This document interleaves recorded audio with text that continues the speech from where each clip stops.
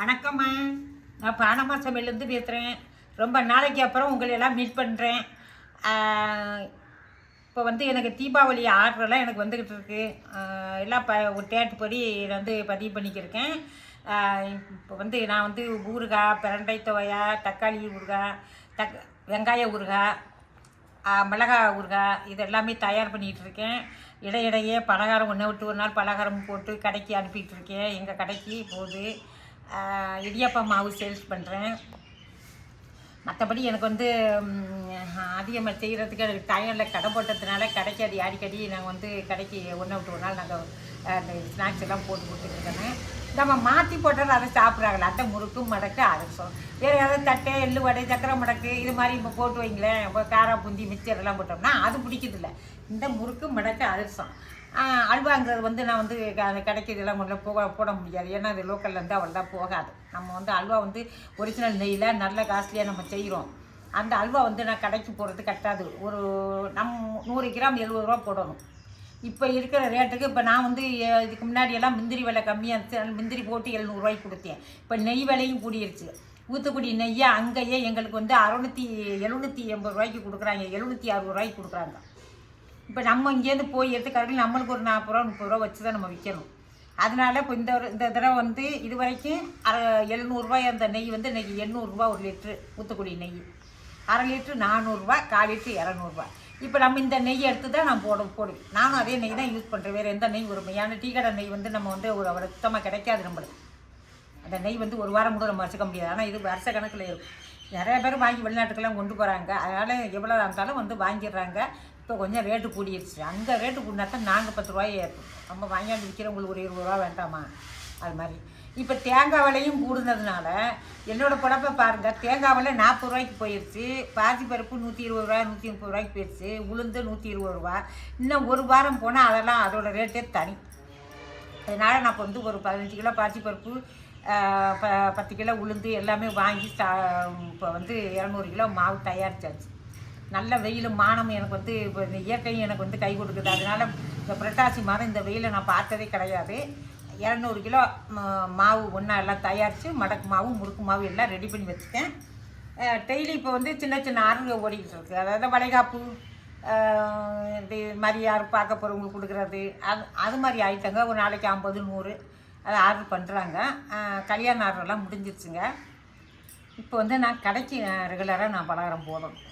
அங்கே பாக்கெட் போட்டு வச்சுன்னு பாக்கெட் வந்து சேல்ஸ் ஆனோடனே நாங்கள் நிறையாவும் போட மாட்டோம். ஏன்னா புதுசாக போடணுங்கிறதுனால ஒன்றை விட்டு ஒரு நாள் கொஞ்சம் அளவாக தான் போடுவோம்.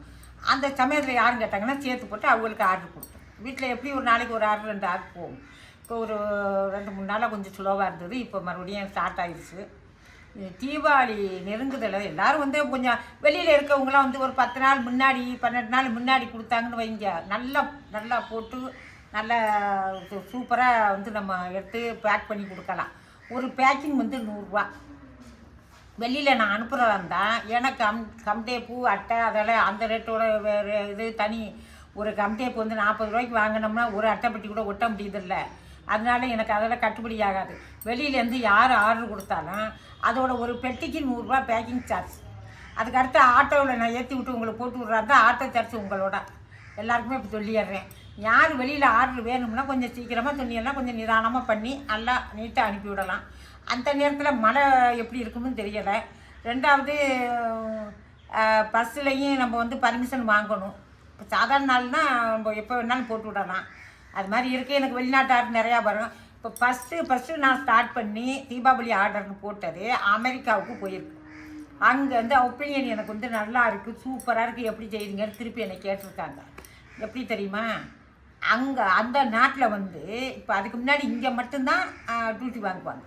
இப்போ அந்த நாட்டில் அங்கேயும் டியூட்டி வாங்குறதுனால ஒரு 50 முறைக்கு 50 மடங்கு போனால் 1 லட்ச ரூபா செலவாகுதுன்னு சொல்லி கேன்சல் பண்ணாங்க இடையில. அதுக்கப்புறம் மறுபடியும் மும்பை வெளியே போனால் அங்கே கம்மியாக வருது, எனக்கு போட்டுருங்கன்னு சொல்லிட்டாங்க. நான் போட்டு கொடுத்துட்டேன். 120 முறுக்கு மடக்கு போட்டு கொடுத்தாங்க, அனுப்பியாச்சு. அவங்களாம் அனுப்பிட்டாங்க. இங்கே சாப்பிட்டுட்டு அவங்க சொன்ன ஸ்டேட்மெண்ட்னா இன்னும் நல்லாயிருக்கு, எப்படித்தாவது போடுறாங்க, சூப்பராக இருக்குது முறுக்கு மடக்குன்னு எனக்கு பேர் வாங்கி கொடுத்துட்டாங்க. அதை பார்த்து எல்லாருமே கேட்க ஆரம்பிக்கிறாங்க. எப்பொழுதுமே எனக்கு முறுக்கு மடக்கு நல்லாயிருக்கும். இந்த தீபாவளி டைமில் ஆள்களை நிறையா விடுறோம் இல்லையா, அப்போ ஏதாவது கோல்மால் பண்ணிடுவாங்க. நான் இருந்துக்கிட்டே இருக்கணும். இப்போ வந்து நான் ஒரு ஆள் தான் வச்சுருக்கேன். நானும் கூட இருந்து காலையிலேருந்து ரவைக்கு வரைக்கும் அந்த நெருப்பில் வெந்துக்கிட்டு தான் இருக்கும். நான் உட்காந்து எடுப்பேன், எல்லாம் பண்ணுவேன். அந்த மாவு தயாரிக்கிறதுக்கு அளவெல்லாம் எடுத்து கொடுத்து எப்படி வறுக்கணும் என்ன பண்ணணுங்கிறதெல்லாம் எல்லாம் அளவு எடுத்து கொடுத்து தயாரித்து வச்சேன். அதுக்கப்புறம் வந்து இந்த பொண்ணு மாஸ்டர் வந்து தேங்காய் பால் எடுத்து சீரகம் போடுறீங்களா, எள்ளு போடுறீங்களா, பெருங்காயம் போடுறீங்களான்னு கேட்குறாங்க. இப்போது முறுக்கு வந்து நம்ம வீட்டு முறுக்குங்கிறதுக்கு பேர் என்ன? இப்போ உளுந்தரிசி முறுக்காக இருந்தால் நம்ம அதெல்லாம் கேர் பண்ண வேண்டியதில்லை. கடையில் இருக்குது பாருங்கள், 4 பிரி இருக்குது, 10 ரூபா. அது எண்ணெய் வடிஞ்சிக்கிட்டு கிடக்கும், அதை வாங்கிட்டு வருவாங்க. ஆனால் நம்ம சுத்தமாக சுகாதாரமாக எள்ளு, பெருங்காயம், சீரகம் இது முழுக்க நம்ம போட்டு பண்ணையிலையும் சீரகமாக போடுறியா, எல்லா போடுறியா, இந்த கேள்வி வருது. எப்படிங்க அதெல்லாம் போடாமல் முறுக்கு டேஸ்ட்டு கொடுக்கும்? நம்மளோட உழைப்பை நினச்சி பார்க்க மாட்டேங்கிறாங்க. என்ன ஒன்று 1 ரூபாய் ஏற்றுனாலும், அப்போ இவ்வளவா முறுக்கு, 10 ரூபாய்க்கு தரீங்களா, 15 ரூபா முறுக்கே 10 ரூபாய்க்கு தரீங்களா அப்படி கேட்குறாங்க. அது மாதிரி இப்போ வந்து நம்ம கஷ்டப்படுறத கொஞ்சம் சிந்திச்சு பார்க்கணும் எல்லோரும். நான் வந்து மொத்தமாக போடுறதுனால எனக்கு ஏதோ கொஞ்சம் ஓரளவுக்கு கட்டுப்படி ஆகும் அப்படின்ட்டு நிறையா பீஸ் அனுப்புறதுனால நான் சொல்லிக்கிட்டு இருக்கேன். ஆனால் அவங்களாம் தனியாக போட்டு பார்த்தா அந்த செலவு அவங்களுக்கு என்ன ஆகுதுங்கிறது அவங்களுக்கு புரியும். எல்லாத்தோடைய ரேட்டு எல்லா மக்களுக்கும் தெரியும். ஆனால் நம்மக்கிட்ட எப்படி கேட்குறாங்கன்னா, என்னமோ நம்ம வந்து கொள்ளையடிச்சு வந்து பண்ணுற மாதிரி குறைச்சித்தாங்க இதான் கேட்குறாங்க. நம்ம கஷ்டப்படுறது யாரும் நினைக்கிறாங்க. இப்போ நேற்று காலையில் உட்காந்துருந்தாங்க. காலையில் 7-8 மணிக்குள்ளே அதை சாம்பார் வச்சு சமையல் பண்ணி அதுக்கு நான் இதெல்லாம் சைடெல்லாம் பண்ணி வச்சுட்டு அந்த பொண்ணோட நான் உட்காந்தேன். ஒரு 5 மணிக்கு முடிஞ்சுது எங்களுக்கு முறுக்கு மடக்கு. நேற்றே ஒரு ஆர்டர் கொடுத்துட்டோம். இன்னும் இன்னைக்கு சாயந்தரம் போவோம். கடைக்கு அனுப்பிவிட்டேன்.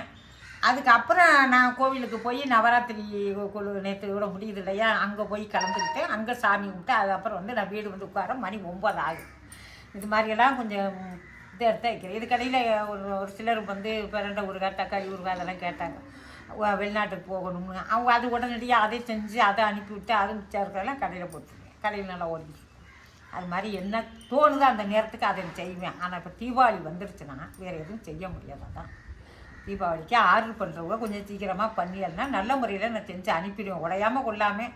ஏன்னா அமளியாக பண்ணும்பொழுது கொஞ்சம் தூக்கி போடுவாங்க, உடையும் கொள்ளும். அது மாதிரி அது வேறு ஒன்றும் இல்லை. டேஸ்ட்டு மட்டும் மாறாது. மாதத்துக்கு 500 ரூபாய்க்கு கொட்டாச்சி விற்றுக்கிட்டு இருக்கேன். அப்புறம் எத்தனை தேங்காய் வாங்குவேன்னு சொல்லுங்கள்.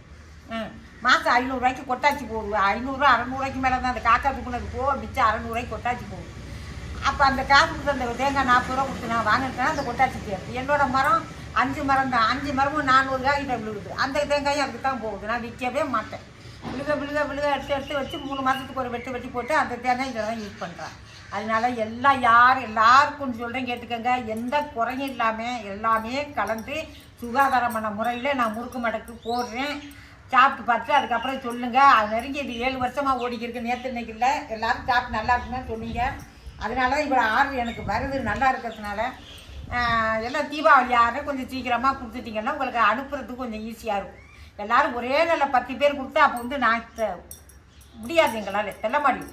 இந்த வருஷம் கடையும் போட்டுட்டோம். அதனாலும் சொல்லிட்டு இப்போ சீர் கொடுக்குறவங்கெல்லாம் 15ஆம் தேதி 12ஆம் தேதி 9ஆம் தேதி டேட் வந்துருக்கு. அதுக்கு தகுந்த மாதிரி எல்லோரும் கொடுத்துருங்க. எல்லாருக்கும் தீபாவளி அட்வான்ஸ் தீபாவளி வாழ்த்துக்கள். பானமோடைய சமையல் எப்படி வாரத்துக்கு 1ஆவது இனி வரும். இது வரைக்கும் என்னால் முடியாததுனால உடம்பு முடியாததுனால நான் இருந்தேன். இப்போ வந்து இனி போடலாம்னு ஒரு துணிச்சல் வந்துருச்சு. எப்படி என்ன அமளியாக இருந்தாலும் நான் சமைக்கிறது அதில் போட்டு விடுறேன். எல்லாம் தொடர்ந்து பானம சமையலுக்கு ஆதரவு விடுங்க. நன்றி, வணக்கம். பானம சமையல்.